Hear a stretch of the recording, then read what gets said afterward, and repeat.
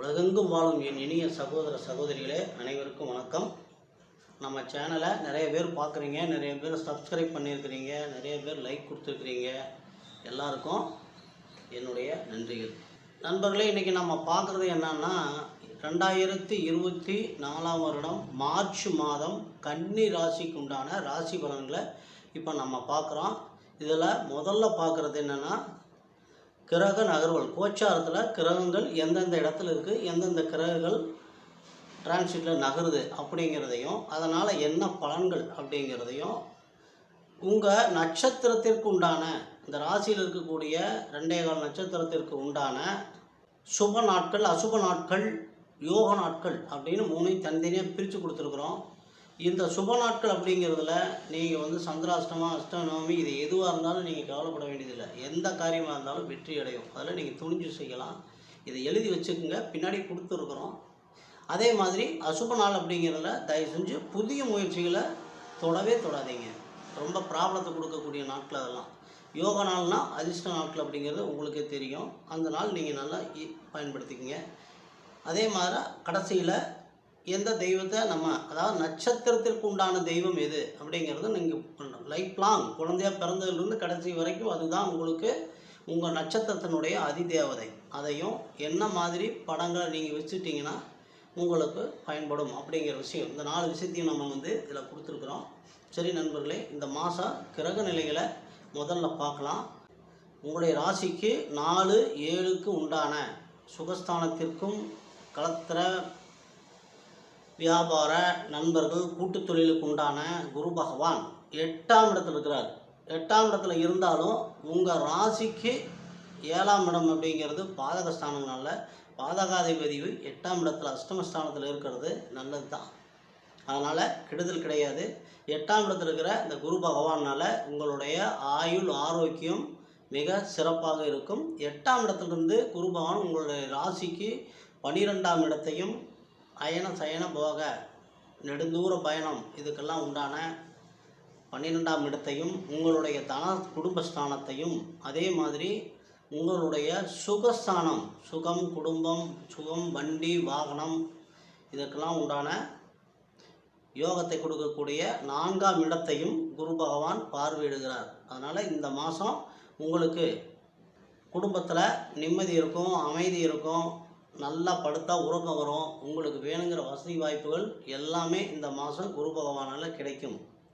இருந்தாலும் உங்களுடைய ராசிக்கு 2ற்கும் தனஸ்தானத்திற்கும் பாக்கியஸ்தானத்திற்குமான பாக்கியாதிபதியுமான சுக்கிர பகவான் 7ஆம் தேதியே இது வரைக்கும் பார்த்தீங்கன்னா 7ஆம் தேதி வரைக்கும் 6ஆம் தேதி வரைக்கும் உங்கள் ராசிக்கு 5ஆம் இடத்துல இருந்தார். பூர்வ புண்ணிய புத்திரஸ்தானத்தில் இருந்து எல்லா வளங்களையும் கொடுத்த சுக்கிர பகவான் 7ஆம் தேதி கும்பத்துக்கு பெயர்ச்சி ஆகிறார். அதாவது உங்களுடைய ராசிக்கு 6ஆம் இடத்திற்கு பெயர்ச்சி ஆகிறார். ஏற்கனவே உங்களுடைய 6ஆம் இடத்துல கடன், ருண, ரோக, சத்ருஸ்தானத்தில் உங்களுடைய ராசிக்கு விரையாதிபதியான சூரியன் இருக்கிறதுனால, சூரியன் 6ஆம் இடத்துல இருக்கிறது மிகச்சிறந்த ஒரு அற்புதமான ஒரு நிலை. ஏன்னா எதிரிகளே இருக்க மாட்டாங்க. எதிரிகளை வெல்லக்கூடிய சக்தி அந்த சூரியன் 6ஆம் இடத்துல இருக்கிறப்ப நமக்கு கிடைக்கும். அதுக்கு அடுத்ததாக பார்த்தீங்கன்னா உங்கள் ராசிக்கு 3க்கும் 8க்கும் உண்டான முயற்சி ஸ்தானத்திற்கும் ஆயுள் ஸ்தானத்திற்கும் உண்டான செவ்வாய் பகவான் 15ஆம் தேதி வரை 14ஆம் தேதி வரைக்கும் உச்சத்தில் இருக்கிறார். உச்சத்தில் 5ஆம் இடத்துல தான் இருக்கிறார். அதனால் உங்களுக்கு வீடு, வண்டி, வாகனத்தினால மிக சிறப்பான ஒரு வளர்ச்சி இருக்குது. ஆனால் அவரும் என்ன பண்ணுறாருன்னா 15ஆம் தேதிக்கு மேலே 6ஆம் இடத்திற்கு போகிறார். அவரும் 6ஆம் இடத்துல போய் மறைய போகிறார். ஏற்கனவே 13ஆம் தேதி வரைக்கும் சூரிய பகவான் 6ஆம் இடத்துல இருக்கிறாரு. சுக்கிர பகவானும் 6ஆம் இடத்துல இருக்கிறார். 6ஆம் இடத்துக்கு போயிடுறார். ஆக அதுக்கப்புறம் 14ஆம் தேதியிலிருந்து சூரிய பகவான் என்ன பண்ணுறாரு, உங்கள் விரயஸ்தானாதிபதி ராசிக்கு 7ஆம் இடத்திற்கு போகிறார். 7ங்கிறது கணவன் மனைவி, கூட்டு தொழில், வியாபாரம் இது எல்லாம் குறிக்கக்கூடிய இடம். 7ஆம் இடத்துக்கு போகிறாரு. விரையாதிபதி போகிறார். இந்த இடத்துல நீங்கள் கொஞ்சம் முக்கியமாக கவனிச்சுக்கணும். 7ஆம் இடத்துக்கு விரையாதிபதி போகிறது ஒன்று, உங்களுடைய ராசி அதிபதி, ராசிக்கும் 10ற்கும் உண்டான தொழில் ஸ்தானம், ஜீவனஸ்தானத்திற்கு உண்டான உங்களுடைய ராசி அதிபதி அவரும் 7ஆம் இடத்துல போய் மறைகிறார். புதன் மறைகிறார். புதன் வந்து நீச்சம் அடைகிறார். மறைகிறார்னா நீச்சம். புதனும் நீச்சம் அடைஞ்சிடறார். அப்போ புதனுடைய உங்களோட ராசிக்கு 7க்கு உண்டானவர். அப்போ மனைவியினால், நண்பர்களால், கூட்டு தொழிலால், டாக்குமெண்ட்டில், குழந்தைகளால் எல்லாத்துலேயும் உங்களுக்கு நீங்கள் கொஞ்சம் இந்த காலகட்டத்தில் ரொம்ப நீங்கள் உஷாராக இருக்கணும். உங்கள் ராசிக்கு முதல் வாரமும் இந்த ராசியினுடைய இறுதியில் பார்த்தீங்கன்னா இந்த மாதத்தினுடைய முதல் வாரமும் மாதத்தினுடைய கடைசியும், முதலும் கடைசியும் ரொம்ப சூப்பராக இருக்குது. ஆனால் இடையில் வரக்கூடிய காலகட்டங்கள் புதன் நீச்சமாகிறதுனால நீங்கள் டாக்குமெண்ட் விஷயத்தில், காலின விஷயத்தில், ஏன்னா கேது பகவானுடைய பார்வை அங்கே போகுது, புதனுக்கு கிடைக்குது. அதனால் காலி நிலத்தில், குழந்தைகளுடைய விஷயத்தில், நண்பர்களால் நீங்கள் ஏதாவது வம்பு வழக்கில் மாட்டுறதுக்கு வாய்ப்பு இருக்குது. அதனால் நீங்கள் அந்த காலகட்டம் மட்டும் உஷாராக இருந்துக்குங்க. மற்றபடி உங்களுக்கு இது இந்த மாதம் ஒரு எச்சரிக்கையாக மட்டும் இருந்துட்டிங்கன்னா போதும். இந்த மாதம் உங்களுக்கு ஒரு அற்புதமான ஒரு மாதம். சரி, கன்னிராசி நேயர்களே, உங்களுக்கு சந்திராசிரம தினங்கள் அப்படின்னு சொன்னால் 12/3/24 இரவு 8:29 முதல் 14/3/24 இரவு 12:39 வரைக்கும் உங்களுக்கு சந்திராஷ்டம தினங்கள். உத்திர நட்சத்திரம் 2, 3, 4 பாதங்களில் பிறந்த கன்னிராசி நேயர்களுக்கு சுப நாட்கள் மார்ச் 1, 3, 5, 6, 8, 9, 11, 13, 16, 20, 22, 26, 28, 30 ஆகிய நாட்கள் சுப நாட்கள். அசுப நாட்கள் மார்ச் 4, 12, 14, 18, 31. தயவு செஞ்சு இந்த நாட்களை நோட் பண்ணி வச்சுக்கோங்க, குறித்து வச்சுக்கோங்க.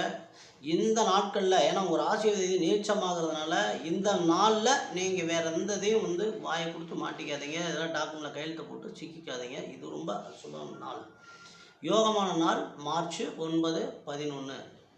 உத்திர நட்சத்திரம் பிறந்தவங்க எப்பயுமே வழிபட வேண்டிய தெய்வம் மகாலட்சுமியும் ஐயப்பனை வழிபடுறது உங்களுக்கு லைஃப் லாங், வாழ்க்கை முழுவதும் ஒரு வளர்ச்சியை கொடுக்கும். அடுத்து அஸ்த நட்சத்திரம். அஸ்த நட்சத்திரத்தில் பிறந்தவங்களுக்கு சுப நாட்கள் மார்ச் 2, 4, 6, 7, 8, 10, 12, 14, 17, 21, 23, 27, 29, 31 ஆகிய நாட்கள் சுப நாட்கள். அசுப நாட்கள் மார்ச் 5, 13, 15, 19. யோகமான நாட்கள் மார்ச் 10, 12. நீங்கள் வழிபட வேண்டிய நட்சத்திரத்திற்கு உண்டான அதி தேவதை ஸ்ரீ காயத்ரி மந்திரம். உங்களுக்கு ஸ்ரீ காயத்ரி தேவியும் காயத்ரி மந்திரமும் உங்களுக்கு வளர்ச்சி கொடுத்து கொண்டே இருக்கும். நீங்கள் பாக்கெட்லேயோ வீட்லேயோ வச்சுக்க வேண்டிய படம் கை, வெறும் கை மட்டும், கை சின்னம் இருக்கிற மாதிரி கை மட்டும் இருக்கிறத வச்சுட்டிங்கன்னா நல்ல அருமையான ஒரு வளர்ச்சி உங்களுக்கு இருக்குது. அடுத்தது சித்திரை நட்சத்திரம் 1, 2 பாதங்களில் பிறந்தவர்களுக்கு சுப நாட்கள் மார்ச் 1, 3, 5, 7, 8, 9, 11, 13, 15, 18, 22, 25, 28, 30 ஆகிய நாட்கள் சுப நாட்கள். அசுப நாட்கள் மார்ச் 6, 14, 16, 20 நாட்கள் அசுப நாட்கள். நீங்கள் உங்களுக்கான யோக நாட்கள் அதிர்ஷ்டமான நாள் மார்ச் 11, 13. நீங்கள் வழிபட வேண்டிய சித்திரை நட்சத்திரத்திற்கான அதிதேவதை சக்கரத்தாழ்வார். சக்கரத்தாழ்வாரை போய் நீங்கள் வழிபட உங்களுக்கு வாழ்க்கையில் கஷ்டங்களே வராது. அடுத்து நீங்கள் வச்சுக்க வேண்டிய ஃபோட்டோ, பாக்கெட்லேயோ வீட்லேயோ மாட்ட வேண்டிய வச்சுக்கிறது விஸ்வகர்மா ஃபோட்டோ உங்களுக்கு நல்ல ஒரு தனவரவையும் வளர்ச்சியையும் கொடுக்கும். சரி நேயர்களே, நன்றி. இந்த மாதத்துக்கான ராசி பலன்களை பார்த்தோம். எல்லா சுப நாட்கள் அசுப நாட்களை பார்த்துட்டோம், யோக நாள் பார்த்தோம், வழிபட வேண்டிய தெய்வங்களையும் பார்த்தோம். இந்த மாதம் உங்களுக்கு வளமான மாதங்களாக அமைய எல்லாம் வல்ல எம்பெருமான் உங்களுக்கு எல்லா வளங்களையும் நலங்களையும் வாரி வழங்க வேண்டும் என்று வேண்டி மீண்டும் அடுத்த பதிவில் சந்திக்கலாம். சந்திக்கிற முன்னாடி உங்களுக்கு இந்த பதிவு பிடிச்சிருந்ததுன்னா லைக் பண்ணுங்கள், சப்ஸ்கிரைப் பண்ணுங்கள், நண்பர்களுக்கும் அனுப்பி விடுங்க. மீண்டும் அடுத்த பதிவில் சந்திக்கலாம். நன்றி.